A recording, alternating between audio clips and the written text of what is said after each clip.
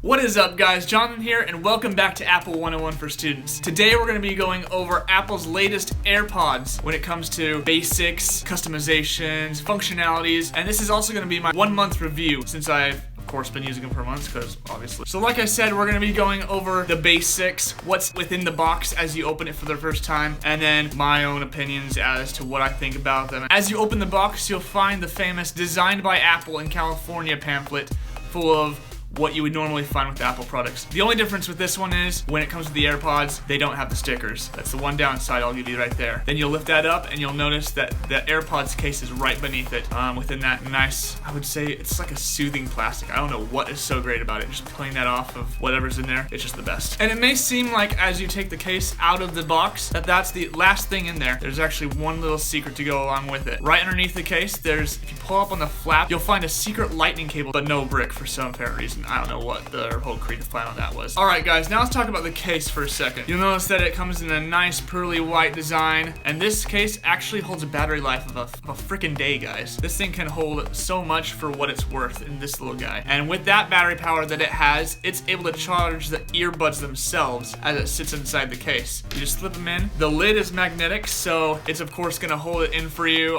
your AirPods and everything. Alright, so that was the case itself. Time to go into the earbuds. When it comes to looking at the earbuds, you'll notice that it has a really good comparison or really comparable design to Apple's first EarPods, with some slight changes and alterations. These little dots right here on the inside and outside of the earbud are sensors that when it's placed inside the ear, it's able to detect that immediately. So when you put it in, it plays music. When you pull it out, it pauses it for you automatically, so there's no hassle on doing that yourself. Also on the bottom, you'll notice that the stem is a little bit thicker, and also there's a magnetic crown around the rim of it. That enables it to charge while inside the case. Not only that, but at the very tip of it comes its microphone, which enables you to use Siri, phone calls, or anything like that. And also, who can forget the AirPods functionality of double tap? While it's in your ear and if you're listening to music, you can either have it set to two things: double tap and activate Siri, or double tap and play and pause music, just like that. One thing I would change on it though, that I've actually heard a lot of people talking about also, is they should make it updated to where the sensors not only can double tap and activate Siri or play and pause, but it should have some stroking feature. I know on the EarPods with the remote, you could skip tracks, you could change the volume and everything like that. I like it if they'd be able to skip tracks by double tapping instead of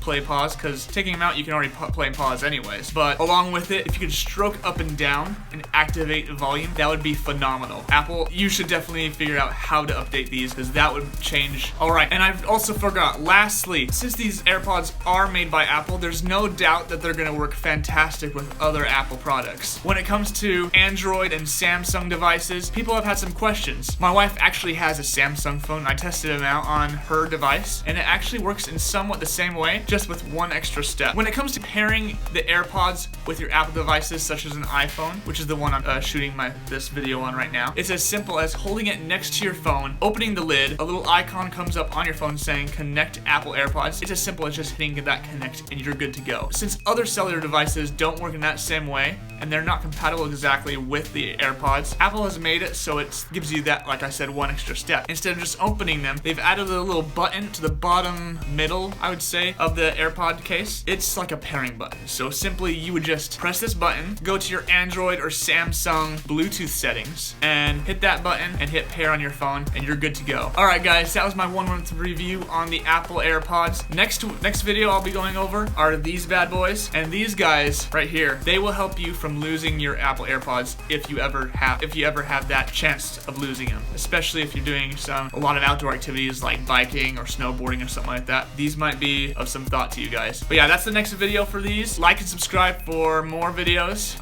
We're gonna be going over a lot of pricings maybe later on, since Apple's not gonna have another meeting for another couple of months. I'll see what I can wrap out for you guys until then. But like always, see you guys next time.